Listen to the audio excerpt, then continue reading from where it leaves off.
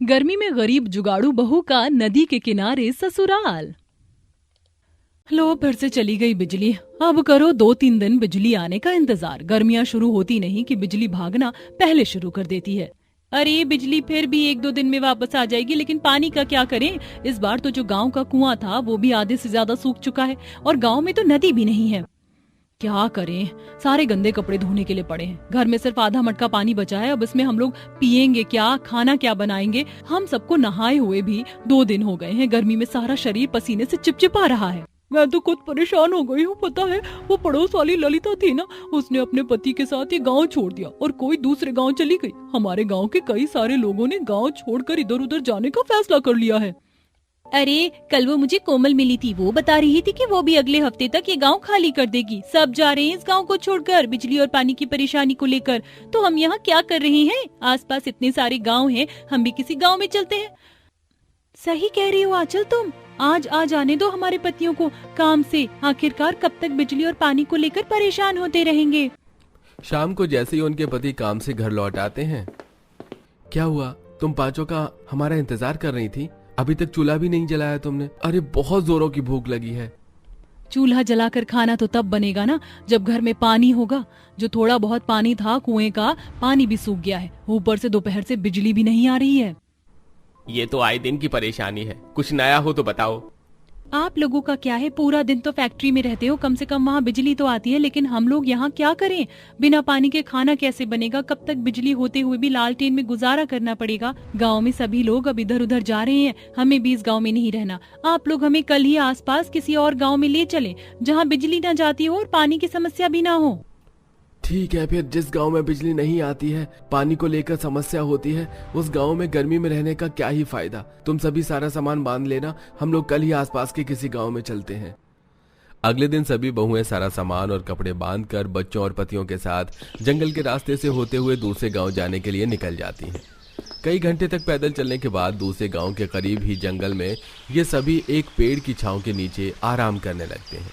उस पेड़ के पास ही एक बड़ी सी नदी भी बह रही थी, जिसमें बहुएं जी भरकर पानी पीती हैं। इस नदी का पानी कितना ज्यादा ठंडा और मीठा है। पता है, आज कितने दिनों बाद जी भरकर मैंने पानी पिया है, वरना वहाँ अपने गांव में 2-2 घूंट भी सोच सोच कर पीने पड़ते थे पानी के। और यहाँ कितनी ठंडक भी है जंगल में, और नदी होने की वजह से यहाँ ठंडी ठंडी हवाएं भी चल रही हैं। यहाँ का वातावरण कितना अच्छा और ठंडा है। वैसे मैं सोच रही थी क्यों ना हम दूसरे गाँव जाने की बजाय यहीं पर घर बना ले। यहाँ पेड़ों की ठंडी ठंडी छांव है और सामने ही नदी, तो हमें यहाँ गुजारा करने में भी कोई दिक्कत नहीं होगी। और ठंड भी है तो बिजली की जरूरत ही नहीं। खुशबू क्या तो ठीक ही रही है, और अगर किसी चीज की जरूरत पड़ भी गई तो यहाँ से दूसरा गांव है ही। यहाँ से कुछ देर का तो रास्ता है, हम गांव के नजदीक हैं। अगर तुम सबका यही फैसला है तो ठीक है, हम लोग यहीं पर घर बना लेते हैं। पांचों भाई जंगल से लकड़ियां लेकर आते हैं, तो वहीं सभी बहुएं सबके लिए नदी किनारे बैठकर खाना बनाती हैं। खाना खाने के बाद अब सभी मिलकर अपना एक लकड़ी का छोटा सा घर बनाते हैं और ऐसे ही 1-2 दिन गुजर जाते हैं। गांव छोड़ने के साथ साथ हमारी नौकरी भी छूट गई।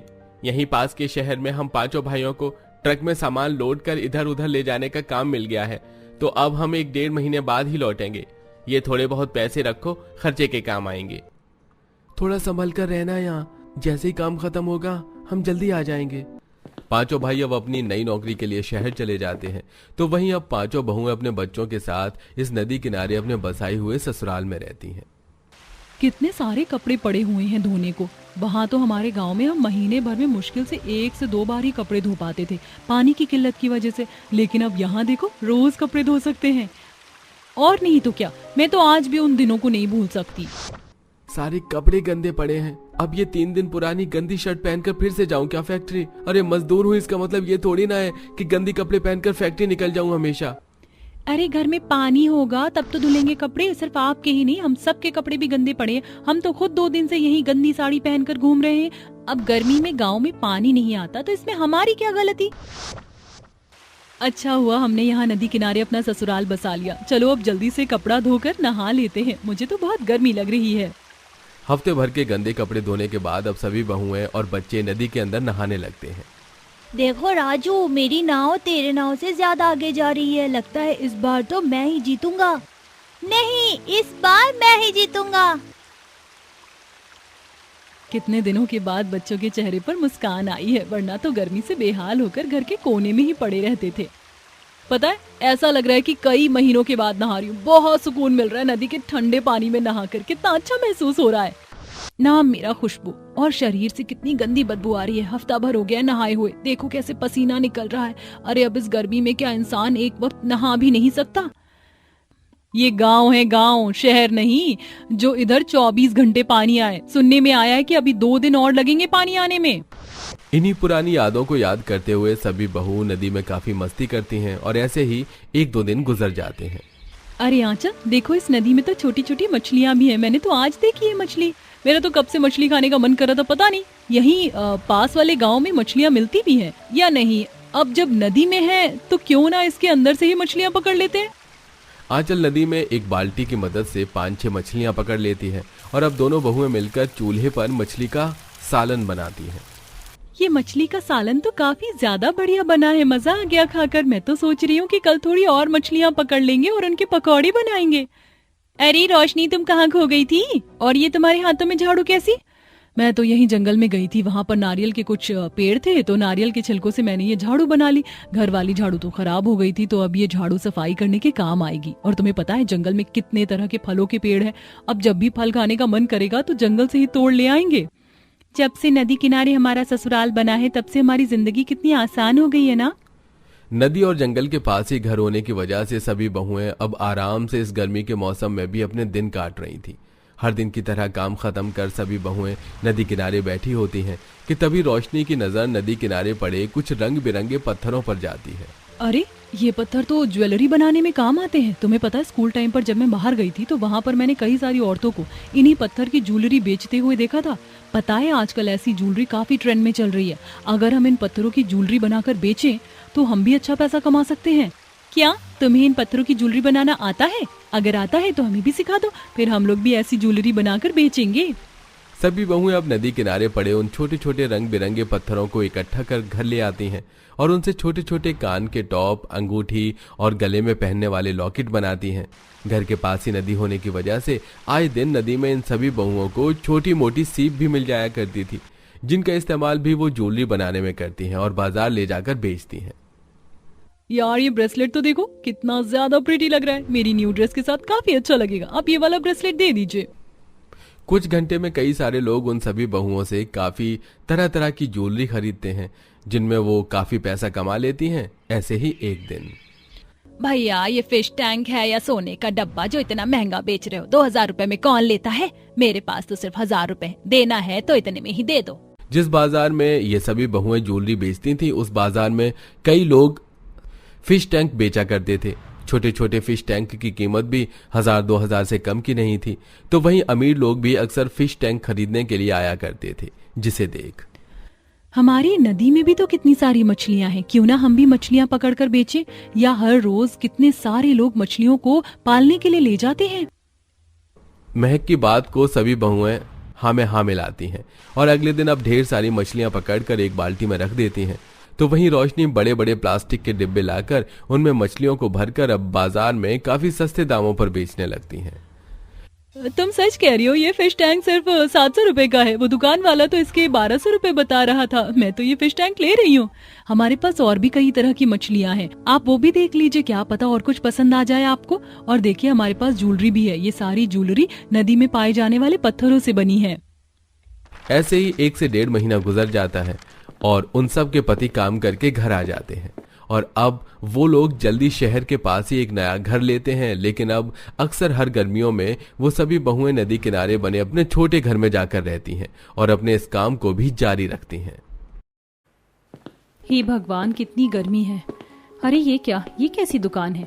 लिखा है हमारे यहाँ सभी तरह के अच्छे और महंगे ड्रिंक्स मिलते हैं।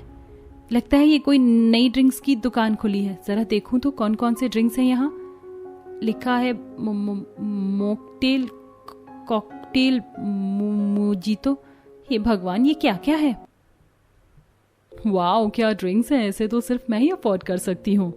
ओह, गरीबों की देवी भी यहाँ है। रागिनी तुम? हाँ मैं।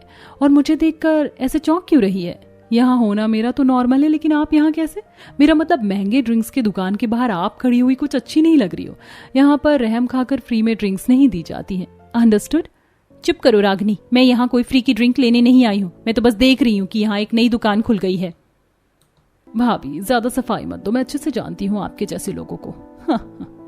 आप रुआवजा लेकर जा रही हो, सही है। आपके जैसे गरीब यही 50 रुपए वाली ड्रिंक पीने के ही लायक है। पियो पियो, यही पियो। वैसे अंदर रुआवजा नहीं मिलता, सस्ता होता है ना। मैं तो मोहितो के साथ और भी ड्रिंक लेकर जा रही हूँ। 5000 का कॉम्बो है। अच्छा चलती हूँ, नहीं तो लोग सोचेंगे कि ये इतनी रिच लेडी किस गरीब से बातें कर रही थी। बेकार की बातें मत करो। और रागनी, ये ड्रिंक्स खरीदकर खुद को ज्यादा महान भी मत समझना। इनमें चीनी केमिकल के सिवा कुछ नहीं होता। सेहत प्यारी है तो इन्हें पीना छोड़ दो। तुम तो यही कहोगी पुअर लेडी, तुम्हारी हैसियत नहीं है ना इन्हें पीने की। रागिनी ऐसे ही संगीता को चिढ़ाती हुई चली गई। संगीता और रागिनी एक ही घर की बहुएं होने के बावजूद एक दूसरे के पड़ोस में रहती थी।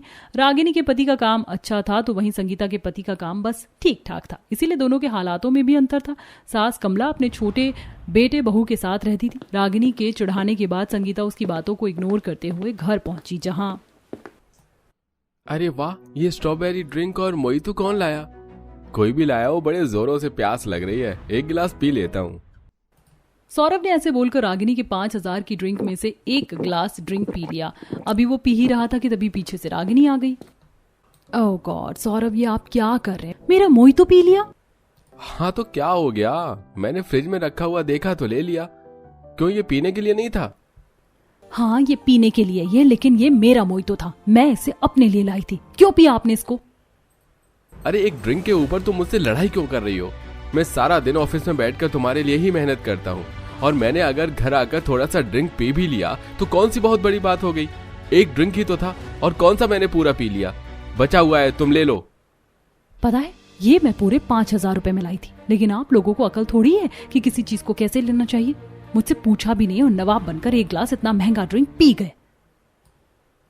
अरे क्या हुआ, क्या बात है? क्यों दोनों के दोनों लड़ाई कर रहे हो? और क्या 5000 और ड्रिंक हो रहा है? माँ, आपकी बहू ने मेरा जीना मुश्किल किया हुआ है। एक ड्रिंक के ऊपर इतना मर रही है। ये लो 5000 रुपए, और मेरे पास मुंह बनाकर मत आना। हाँ दो, अब पिया है तो पैसे देने होंगे। वैसे भी ये तुम्हारा नहीं था, और आइंदा कुछ भी पीने से पहले सोच लेना। रागिनी के उसके पति से इसी तरह से बहस हो गई। उसके घर में महंगी ड्रिंक तो आई थी लेकिन खुशी नहीं थी। वहीं दूसरी तरफ संगीता ने भी रुआवजा बनाया, और ये लीजिए हिमांशु बेटा, तू भी ले, मैंने ठंडा ठंडा रुआवजा बनाया है। पता है गर्मी में रुआवजा सिर्फ शरीर की ही नहीं, रूह तक की गर्मी को शांत कर देता है। मजा आ गया संगीता। वैसे कुछ भी कहो, इस चुभती जलती गर्मी में राहत तो रूह अफ़ज़ा से ही मिलती है, और खासकर जो तुम बनाती हो। रघु की बात पर संगीता मुस्कुराने लगी। एक तरफ 50 रुपए के शरबत में पूरा परिवार खुशी खुशी उसे पी रहा था, तो वहीं दूसरी तरफ 5000 का शरबत लाकर भी रागिनी के घर में खुशहाली नहीं थी। ऐसे ही सिलसिला जारी था, और आज के दिन संगीता अपनी छत पर कपड़े सुखाने को आई हुई थी कि तभी पीछे से कमला और रागिनी भी अपनी छत पर आ ही गई थी। अरे संगीता बहू, तू छत पर ही है? हाय, कितने दिनों बाद देखा मैंने तुझे। ठीक तो है ना तू? हाँ माँ जी, बहुत अच्छी हूँ। आप बताएं, आप तो ठीक है? अरे हाँ बहू, बस मैं भी।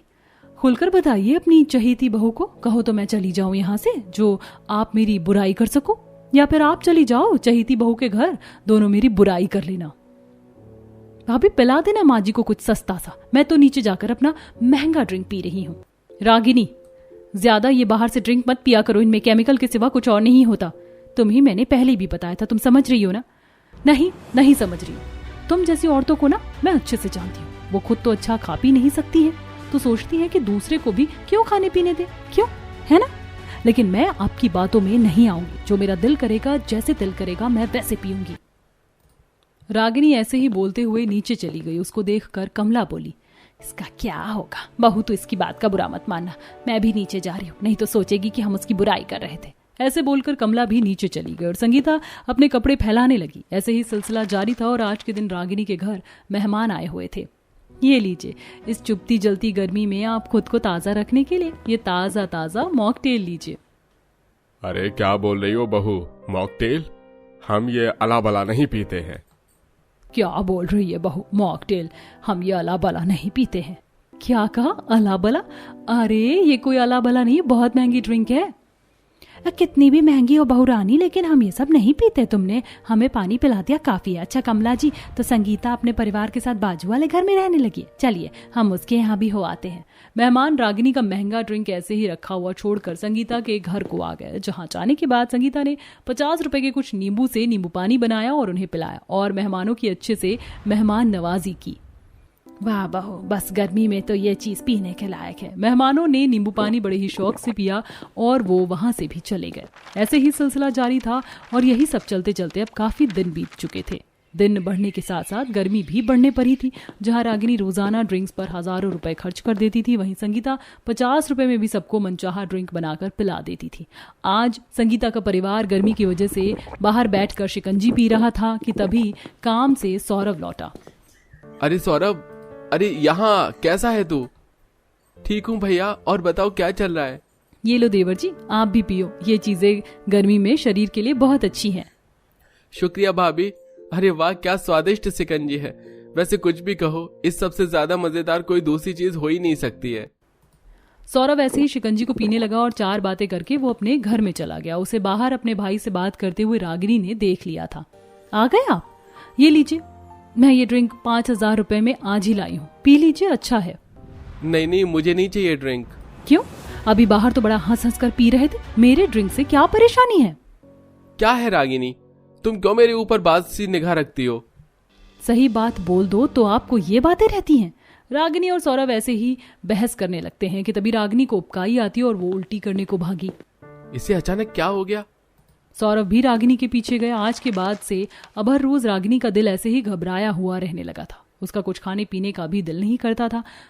अभी सब ऐसे ही चल रहा था कि आज के दिन कमला रागिनी को डॉक्टर के यहाँ लेकर पहुंची और वहां चेकअप से पता चला, कमला जी, आपकी बहू को डायबिटीज हो गई है।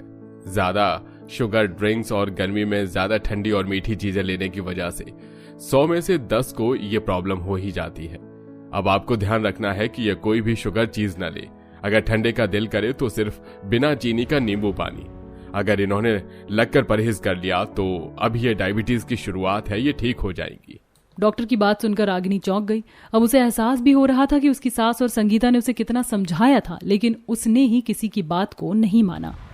माँ जी, मुझे माफ कर दीजिए, मैंने आपकी बात को सीरियसली नहीं लिया और मैं इन 5000 की ड्रिंक की शान समझने के चक्कर में चीनी और केमिकल्स पीती रही।